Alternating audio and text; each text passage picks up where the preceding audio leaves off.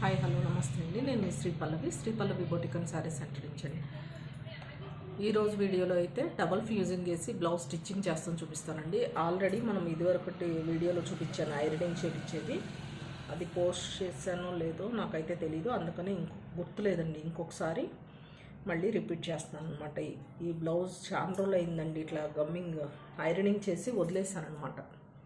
ఇవాళ అయితే స్టిచ్చింగ్ చేస్తున్నాను. ఇదిగోండి 3 లేయర్ డబల్ ఫ్యూజింగ్. ఇలా లైనింగ్కి మెయిన్ ఫ్యాబ్రిక్కి మిడిల్ అయితే పెట్టి, ఇది చాలా పల్సగా ఉంటుందండి, ట్రాన్స్పరెంట్గా ఐరనింగ్ అయితే చేయాలి. నాకు ఆ రోజు అతికింది కానీ ఒక్కొక్క ప్లేస్లో అతుక్కుంది, ఒక్కొక్క ప్లేస్లో అతుక్కోలేదండి.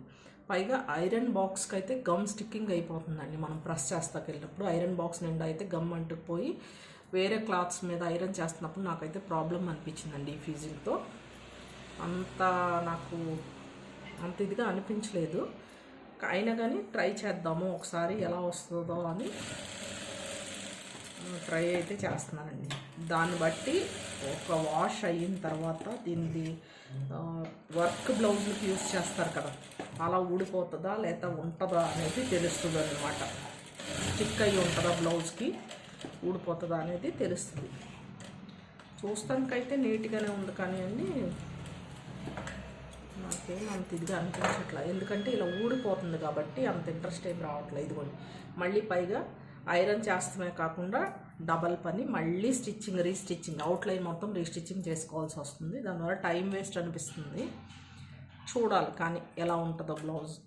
ఇంకొక ఫ్యూజింగ్ వేసి 2 బ్లౌజెస్ అయితే స్టిచ్ చేశాను కదండి. ఒకటేమో మరీ లావ్ అనిపించింది ఫ్యూజింగ్, కానీ వేసుకుంటే కంఫర్టబుల్గానే ఉంది కానివ్వండి, వేసంకాలం అది యూజ్ చేయలేము.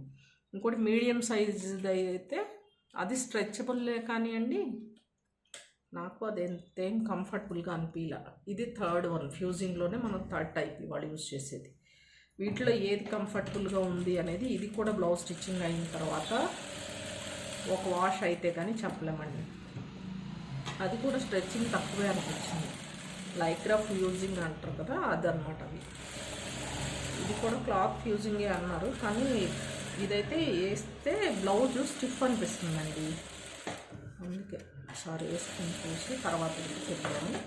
ఇలా అవుట్లైన్ అంటే తప్పదు, ఇంకా ఎక్స్ట్రా పని కూడా పడుతుంది దీంతో, దాన్ని బట్టి. కానీ ప్రైస్ మాత్రం తక్కువ పడుతుందండి ఈ ఫ్యూజింగ్. మీటర్ వచ్చేసి 40 to 50 రూపీస్ లోపలే పడుతుంది. 1 మీటర్ వచ్చేసి ఒక బ్లౌజ్కి సరిపోతుంది డబల్ ఫ్యూజింగ్. ఇంకా కొంచెం గొప్ప మిగులుతుంది, ఎక్కువైతే మిగలదు. దాన్ని బట్టి మనకి బడ్జెట్ రేంజ్లో కస్టమర్స్ ఇస్తారు అనుకుంటే యూజ్ చేసుకోవచ్చు అండి. మనం 150 దాకా ఎక్స్ట్రా ఛార్జ్ చేస్తే మనకు వర్కౌట్ అవుతుంది, లేకపోతే కష్టమండి. ఎందుకంటే మనకి ఐరనింగ్కి కూడా చాలా టైం పడుతుందండి, చాలా టైం తీసుకుంటుంది. గమ్ అవట్లేదు, పైగా ఐరన్ బాక్స్కి అంతా కూడా గమ్ అంటుకుపోయి ఇరిటేటింగ్గా ఉంటుంది. దాన్ని బట్టి మీరు యూజ్ చేసి చూడండి. మీకు ఈ వీడియో నచ్చితే ప్లీజ్ లైక్, షేర్, సబ్స్క్రైబ్ చేసుకోండి. మన ఛానల్ని సపోర్ట్ చేయండి. Thank you.